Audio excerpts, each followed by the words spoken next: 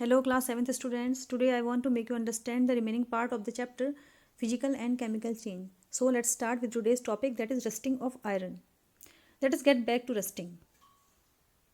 क्योंकि रस्टिंग के बारे में हम पहले भी डिस्कस कर चुके हैं. This is the one change that affect iron article and slowly destroys them. तो ये एक ऐसा चेंज है, rusting is a change, it is a chemical change, और ये ऐसा चेंज है जो आयरन आर्टिकल्स को, आयरन के ऑब्जेक्ट को अफेक्ट करता है. मतलब इसका जो प्रभाव है वो आयरन आर्टिकल्स में ज़्यादा पड़ता है and it slowly destroyed them. और धीरे धीरे जो रस्टिंग की जो प्रोसेस है, जो केमिकल जो रिएक्शन होती है, it slowly destroy the iron article. और आयरन आर्टिकल को जिस पे ये रस्टिंग की प्रोसेस होती है उसको धीरे धीरे डिस्ट्रॉय कर देता है. Since iron is used in making bridges, ships, cars, truck bodies and many other articles, the monetary loss due to rusting is huge. तो क्योंकि जो आयरन आर्टिकल्स हैं इनका यूज़ होता है पुल को बनाने में, शिप्स बनाने में, कार, ट्रक और ट्रक की बॉडी बनाने में, और बहुत सारे आर्टिकल हैं जिनको बनाने में आयरन का यूज़ होता है. तो हमारे देश की जो मॉनिटरी है, मीन्स मुद्रा है, जो पैसा है, वो बहुत ज़्यादा अमाउंट में आयरन आर्टिकल्स पर वेस्ट होता है. क्योंकि रस्टिंग के कारण जो आयरन आर्टिकल हैं वो ख़राब हो जाते हैं, ख़त्म हो जाते हैं, डिस्ट्रॉय हो जाते हैं एंड उनको रिप्लेस किया जाता है. The process of rusting can be represented by the following equation. अब जो रस्टिंग की जो प्रोसेस है इसको हम इस इक्वेशन से रिप्रेजेंट कर सकते हैं. Iron, that is symbol of iron is Fe, and oxygen from the air plus water from the air in form of humidity और मॉइस्चर. तो आयरन जब ऑक्सीजन की प्रेजेंस में, और oxygen air, you know the oxygen present in air and water, इसके साथ react करता है. आयरन ऑक्सीजन और वाटर की प्रेजेंस में अगर रिएक्ट करता है ऑक्सीजन से, तो रस्ट का फॉर्मेशन होता है and the formula of rust is Fe2O3, that is iron oxide. For rusting the presence of both oxygen and water और वाटर वेपर इज एसेंशियल. तो रस्टिंग की प्रोसेस के लिए ऑक्सीजन और वाटर दोनों का होना बहुत जरूरी. रस्टिंग अगर होगी, ऑक्सीजन और वाटर अगर होता है, उसकी जो प्रेजेंस होती है, और वाटर वेपर की फॉर्म में, तो इसके लिए बहुत एसेंशियल है वाटर और ऑक्सीजन का होना. And you have seen that in rainy season, अब देखा होगा बरसात के टाइम पे घरों में रखे हुए लोहे के जो भी आयरन आर्टिकल्स होते हैं, लाइक आयरन पैन और आयरन तवा, तो इनमें देखा होगा आपने कि जो ब्राउन कलर की कोटिंग हो जाती है, that is the rust. In fact if the content of moisture in the air is high, अब रेनी सीजन में जो मॉइस्चर का जो कंटेंट होता है ये हाई होता है, तो which means if it is more humid, rusting become faster. तो जब ह्यूमिडिटी ज़्यादा होती है, means humidity means content of moisture, मतलब मॉइस्चर की जो पानी की जो मात्रा है, वेपर की, वाटर वेपर की जो क्वांटिटी है वो ज़्यादा हो, अगर वेदर ह्यूमिड है, तो रस्टिंग बिकम फास्टर. तो ऐसे केस में जो रस्टिंग है वो बहुत तेज़ी से होती है. So how do we prevent rusting. तो हम रस्टिंग को कैसे प्रिवेंट करें? Prevent iron article from coming in contact with oxygen और वाटर और बोथ. तो आयरन आर्टिकल को रस्ट के कांटेक्ट में आने से, या ऑक्सीजन, वाटर और दोनों के कांटेक्ट में आने से बचाना होता है. क्योंकि वाटर, जब ऑक्सीजन और वाटर की प्रेजेंस होती है तभी आयरन आर्टिकल में रस्टिंग की प्रोसेस होती है. तो दोनों से, ऑक्सीजन और वाटर से, दोनों के कांटेक्ट में आने से हमने आयरन आर्टिकल को प्रिवेंट करना होता है. तो one simple way is to apply a coat of paint और ग्रीस. तो एक सिंपल तरीका है, जो आयरन आर्टिकल है उसके ऊपर पेंट या ग्रीस लगा दिया जाए. In fact these coats should be applied regularly to prevent rusting. अब वास्तव में जो ये कोट है इसको रेगुलरली रस्टिंग को प्रिवेंट करने के लिए रेगुलरली अप्लाई करना चाहिए. मीन्स अगर हमने कोई आर्टिकल को पेंट किया है तो after some time the paint will remove, जो पेंट है वो रिमूव हो जाएगा, then it also again become start the process of rusting. Another way is to deposit a layer of metal like chromium और zinc on iron. और दूसरा तरीका है सब मेटल्स लाइक क्रोमियम और जिंक.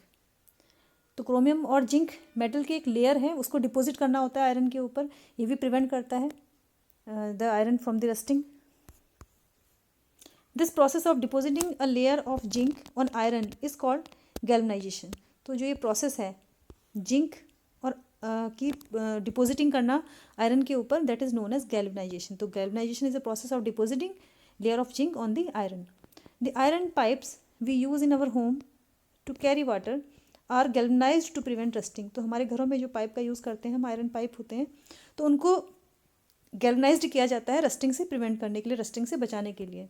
मीन्स उसमें जंग लगने से बचाने के लिए उसको गैल्वनाइज्ड किया जाता है. You know that ships are made of iron and a part of them remains under water. अब आपको मालूम है जो शिप्स है, जो जहाज़ है, वो आयरन के बनाए जाते हैं, और कुछ पार्ट उसका अंडर वाटर रहता है शिप्स का, कुछ पार्ट ऊपर रहता है, कुछ पार्ट पानी में रहता है। तो on the part above water also water drops keep clinging to the ships outer surface.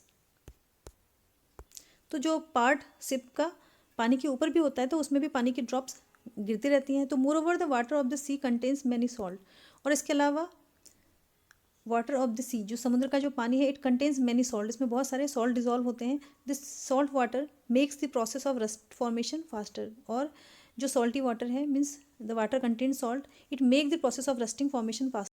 तो इस नमक डिजॉल्व हुए पानी में जो रस्ट फॉर्मेशन की जो प्रोसेस है, मतलब जंग के बनने की जो प्रोसेस है, जंग लगने की जो प्रोसेस है, वो बहुत तेज़ी से होती है। Therefore ship suffer a lot of damage from rusting in spite of being painted.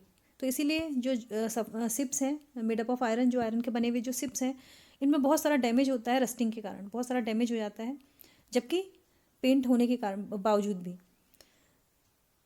Stainless steel is made by mixing iron with carbon and metal like chromium, निकल and manganese, it does not rust. तो stainless steel iron और carbon और कुछ metals like chromium, निकल और manganese को मिला के मिक्स करके बनाया जाता है। And it does not rust, और इसमें रस्टिंग की प्रोसेस नहीं होती, मीन्स इसमें जंग नहीं लगता है स्टेनलेस स्टील में।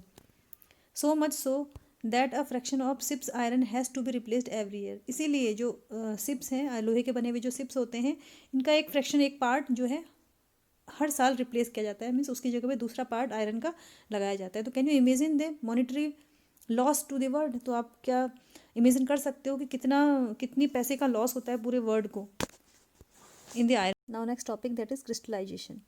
इन class 6 you have learned that salt can be obtain by evaporation of sea water. तो 6th क्लास में आपने पढ़ा था कि हम इवोपरेशन की प्रोसेस के द्वारा, जो समुद्र का पानी है उसके इवोपरेशन की प्रोसेस के द्वारा सॉल्ट को ऑब्टेन करते हैं, मीन्स नमक को प्राप्त करते हैं।